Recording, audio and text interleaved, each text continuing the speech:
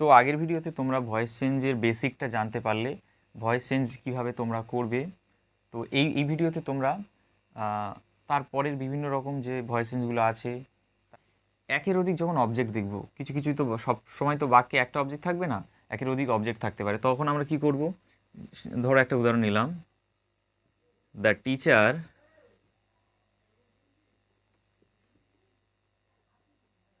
Teaches আজ English, শিক্ষক আমাদের ইংরেজি পড়ান। তো এখানে দেখো, এই ধরনের যখন সেন্টেন্স আসবে, যখন অবজেক্ট দুটো হবে, দ্য টিচার হচ্ছে সাবজেক্ট, টিচেস পড়ায়, পড়ানো হচ্ছে ভার্ব, কি পড়ায় আর কাকে পড়ায়।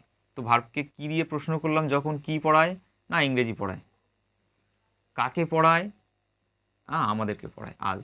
তাহলে দেখো এখানে অবজেক্ট একটা ওয়ান, এটা object to, O two oxygen নয় কিন্তু। তো এখানে দুটো অবজেক্ট পেয়ে গেলাম কিন্তু। তাহলে দুটো অবজেক্টের ক্ষেত্রে আমরা কি করব, আমরা যেটা করতে পারি, আমরা দুটো দিয়েই অ্যান্সার করতে পারি। প্রথমত এটা দিয়েও করতে পারবো, এটা দিয়েও করতে পারবো, তবে ভার্বের পরে যে অবজেক্টটা থাকে সেটা দিয়ে করলে সবচেয়ে সুবিধা বেশি হয়। তো প্রথমে এটা দিয়েই করছি। আমরা জানি উই থাকলে আজ হয়, উই সাবজেক্ট হিসেবে থাকে, অবজেক্ট হিসেবে আছে, তাই আজ। ওটাকে যখন সাবজেক্ট হিসেবে নিয়ে আসবো তখন কি হবে, উই হয়ে যাবে। এই সেম একই ফর্মুলাটা ইউজ করো। তো তারপরে অক্সিলারি ভার্ব কি, এখানে টিচেস আছে, টিচ ভার্বের এক নম্বর ফর্ম, ওর সঙ্গে ইয়েস, তাহলে ভার্বের এক নম্বর ফর্ম আছে। তাহলে উই এর পরে কী হবে, উই এর পরে অ্যাম ইজ না আর, উই এর পরে আর বসে, উই আর। তারপরে কি ভার্বের থার্ড ফর্ম, টিচের থার্ড ফর্ম কি, টিচ টট টট, তাহলে টট TAUGHT, উই আর টট। এইবারে যখন সেকেন্ড অবজেক্টটা থাকবে সেটা আমরা সবসময় ভার্বের পরে লেখার চেষ্টা করব। তাহলে উই আর টট ইংলিশ,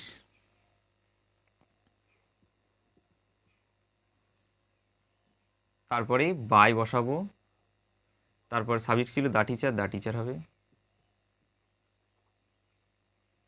তাহলে মনে রাখার বিষয় হচ্ছে, আমরা যে অবজেক্টটা নিই না কেন, পরবর্তী অবজেক্টটাকে আমরা ভার্বের পরে, ভার্বের যে থার্ড ফর্ম আছে তারপরে লেখার চেষ্টা করব। সেকেন্ড অ্যান্সারটা করে নিই, তাহলে পরের অবজেক্টটা দিয়ে করব ইংলিশ, ইংলিশ অবজেক্ট হলো। তারপর অক্সিলারি ভার্ব কী দেবো, ভার্বের এক নম্বর ফর্ম মানে অ্যামিজার, তো ইংলিশের পরে তো ইজ বসবে। এখানে খেয়াল করতে হবে, এখানে কিন্তু আর হয়েছে, এখানে কিন্তু ইজ হচ্ছে, কারণ এই যে অবজেক্টটা এসে এনেছি সাবজেক্ট হিসেবে বসিয়েছি সেটা কিন্তু আলাদা, যার কারণে এখানে থার্ড পারসন, ওই জন্য ইজ হলো, থার্ড পারসন সিঙ্গুলার নাম্বার। তো ইংলিশ ইজ টট। এবারে যদিও একটা প্রোনাউন আছে, ভার্বের থার্ড ফর্মের পরে বললাম যে সেকেন্ড অবজেক্টটা বসাবে, যেটা অবজেক্টটা বাদ থাকবে। তো এটা আজ আছে প্রোনাউন, তো প্রোনাউন যখন এরকম থাকবে তাহলে টু বসিয়ে আমাদেরকে প্রোনাউনটাকে লিখতে হবে, এটাই কিন্তু অ্যাড করতে হবে। তাহলে English is taught to us by the teacher.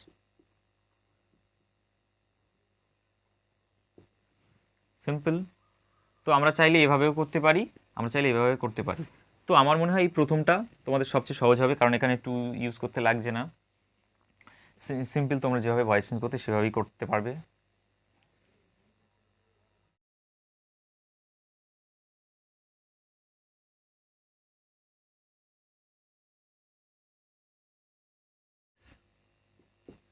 তুমি কি ভাত খাচ্ছ? তো এই ধরনের ইন্টারোগেটিভ সেন্টেন্সগুলোকে আমরা কীভাবে ভয়েস চেঞ্জ করব, তো দেখো ভিডিওটা। প্রথমত আমরা যে ফর্মুলাটা আগেও ইউজ করতাম, ফর্মুলাটা কি ছিল, রুলসটা এটাই ছিল। তো দেখতে পাচ্ছ তোমরা, সাবজেক্ট ভার্ব অবজেক্ট দেখতে পেলে, সাবজেক্ট ইউ, ভার্ব হচ্ছে ইটিং আর রাইস। তো অবজেক্টটাকে আমরা প্রথমে না বসি, অবজেক্টটাকে দেখবো, এটা তো রাইসের পরে কি বসে, এখানে আছে আর, তো রাইসের পরে তো আর বসে না, রাইস হচ্ছে নাউন, তো আনকাউন্টেবল নাউন, ওই জন্য রাইসের পরে আমরা কী দিই, ইজ দিই, রাইস ইজ। তাহলে সেই ইজটা রাইসের পরে না দিয়ে দেবো আগে, ইজ রাইস। এইবারে ভার্বের সঙ্গে আইনজি যেটা ছিল সেটা এখানে দেব। যখন একের অধিক, মনে রাখবে, যখন একের অধিক অক্সিলারি ভার্ব হয়ে যাবে তখন প্রথমটা অবজেক্টের আগে হবে আর দ্বিতীয়টা পরে হবে এই প্রশ্নবোধক বাক্যের ক্ষেত্রে। তো rice being, is being rice হবে না, রাইস ইজ রাইস বিং হবে, ইজ বিং রাইস হবে না কিন্তু। ইজ রাইস বিং, ইটটা হয়ে যাবে ইটেন 3 নম্বর ফর্ম, বাই যা আছে বসবে, সাবজেক্ট ইউ ছিল ইউ হয়ে যাবে, তবে কিন্তু কোশ্চেন মার্ক যা আছে তাই থাকবে। আশা করি বুঝতে পেরেছো বাক্যটা কীভাবে ভয়েস চেঞ্জটা করলে। প্রথমে কি করলাম, সাবজেক্ট ভার্ব অবজেক্ট দেখে নিলাম, নিয়ে অবজেক্টটাকে দেখে, অবজেক্টটাকে তো আমাদের বসাতে হতো, জাস্ট অবজেক্টটা বসাবো না, এই অক্সিলারি ভার্বটাকে আগে বসিয়ে দেবো। তো রাইসের পরে কি অক্সিলারি বসবে, এই সেন্টেন্স অনুযায়ী এর মধ্যে আর আছে, তাহলে অ্যামিজার যে কোনো একটা, তো রাইসের পরে তো আর বসে না, রাইসের পরে ইজ বসে, তো ওটা পরে না বসিয়ে বসাবো আগে। তো ইজ হয়ে দিলাম, তারপর অবজেক্ট বসালাম রাইস, এবার ভার্বের সঙ্গে আইএনজি ছিল তার জন্য বিংটা আনবো, সেটা কিন্তু অবজেক্টের পরে দেবো, কারণ একের অধিক যখন অক্সিলারি ভার্ব হয়ে যাবে তখন আমরা কি করব, একটা প্রথমে রাখবো আর পরেরটা অবজেক্টের পরে দেব। হলো, তারপরে মূল যে ভার্ব ছিল ইট, ইটের থার্ড ফর্ম হচ্ছে ইটেন, তারপরে কি বসালাম বাই, বাই বসিয়ে সাবজেক্ট কি ছিল ইউ, ইউ থাকলে ইউ। পরেরটা দেখা যাক এই কোশ্চেনটা কীভাবে করব।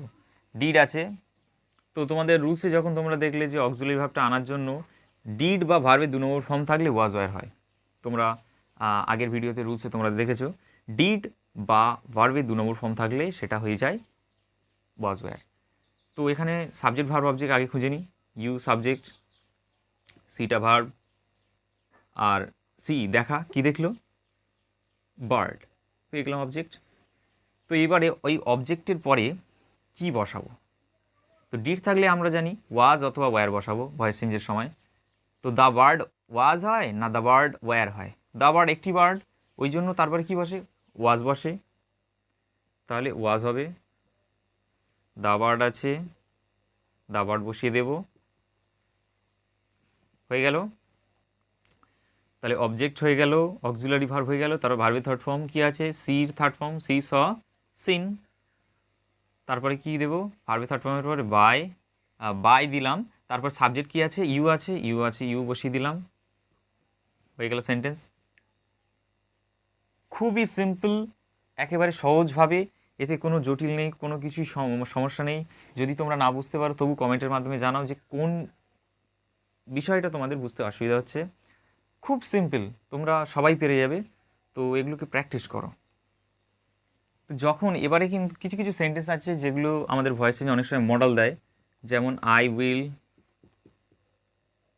Do the work.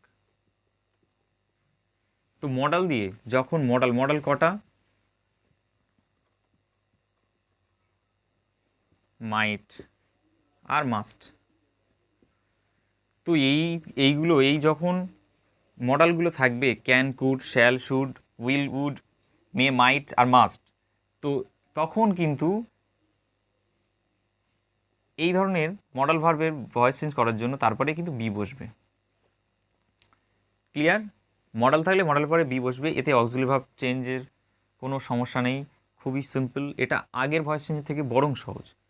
তো এই একই নিয়ম করবো আমরা, প্রথমে অবজেক্ট যা ছিল তাই, তো অবজেক্ট নিলাম the work, I will do the work, I হচ্ছে subject, will modal verb, do হচ্ছে মেন ভার্ব, আর করি কি করি ওয়ার্ক অবজেক্ট, তাহলে দ্য ওয়ার্ক হচ্ছে object, the work modal verb যা আছে তাই বসাবো, will.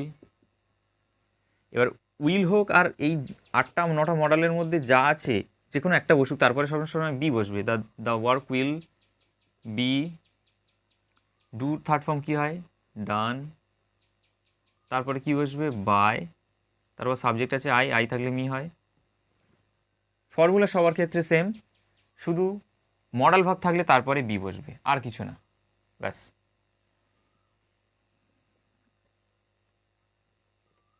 Can you help me, তো কোশ্চেন মার্কে যখন থাকবে মডেলে তখন কি করবে, তখন যে মডেল আছে সেই মডেলটা বসিয়েই দেবে আগে, তারপর অবজেক্ট বসাবো কি মির অবজেক্ট কি হয় সাবজেক্ট হিসেবে, অবজেক্ট তো মি আছে, তো সাবজেক্ট হিসেবে আনলে আই হবে, ক্যান আই, তারপরে বি ভার্ব ক্যান থাকলে ক্যান বি হয়, তো মনে রাখবে কোশ্চেন মার্ক যখন হবে তখন কিন্তু অবজেক্টের পরে বিটা বসবে। তো ক্যান আই বি, হেল্পের থার্ড ফর্ম কি হেল্পড, HELPED, তারপর বাই বসাবো, তারপরে ইউ আছে ইউ, তার কোশ্চেন মার্ক, তাহলে কোশ্চেন মার্ক। তো কোশ্চেন মার্কে যখন মডাল ভার্বে থাকবে তখন কি করব, তখন মডাল ভার্বটা দেখে প্রথমেই বসিয়ে দেবো, কারণ তোমরা জানো মডাল ভার্ব সাধারণত চেঞ্জেস হয় না, শ্যাল উইলে একটু তফাৎ হয়, কিন্তু বাকি সব ক্ষেত্রে যা মডাল ভার্ব থাকে তাই থাকবে। এখানে সাবজেক্ট অবজেক্ট চেঞ্জের কোনো সমস্যা নেই। তো সেই মডাল ভার্বটা বসিয়ে দেবো, তারপর অবজেক্ট আনবো, তারপরে বি বসাবো কোশ্চেন মার্কের ক্ষেত্রে। নইলে এমনি ক্ষেত্রে আমরা কিন্তু মডালের পরে বি দেবো। কোশ্চেন মার্কের ক্ষেত্রে এইভাবে করব, মডাল, তারপরে অবজেক্ট, তারপর বি, তারপর ভার্বের থার্ড ফর্ম, তারপর বাই বসাবো, তারপরে সাবজেক্ট। খুবই সিম্পল। তো এই দুটো করো তোমরা।